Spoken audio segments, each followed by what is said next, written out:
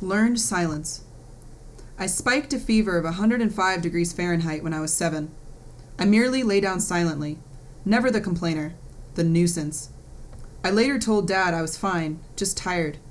From the looks of me, he wasn't buying it. "Are you sure, Sweet Pea?"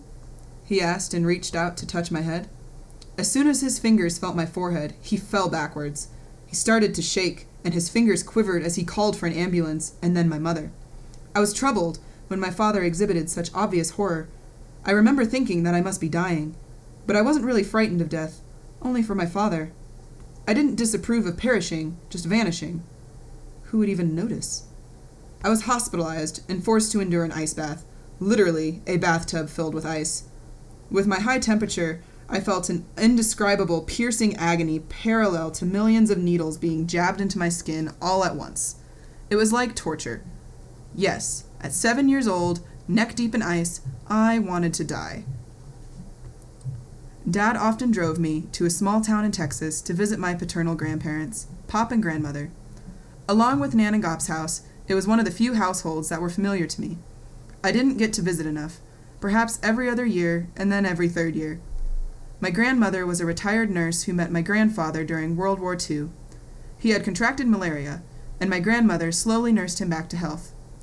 Pop was most known for his writing, and Grandmother for being an avid reader and doting mother. The neighborhood thought my father's name was actually Hart, because my grandmother always called out for him by saying, "Dear Hart, come to dinner." There was lots of love in that house. I liked the effortless joy of life there. It was a peaceful, simple, and serene small town. Some hot afternoons and early evenings, I would just wander around their house, enjoying a cheerful birdsong or the clucking of grandmother's chickens. Other days, the cacophony of farm machinery, weed whackers, and chippers echoed in the air. In the evening, it was becalmed and peaceable.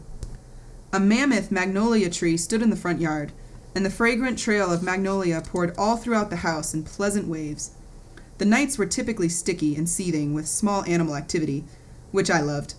I caught small anole lizards, chased lightning bugs, and collected locust shells with my 2 cousins, Eleanor's sons. I loved my time with both of them. We frolicked and played as my pop carefully watched over us. Afterwards, rot with hunger, we'd hit the local Whataburger for some food.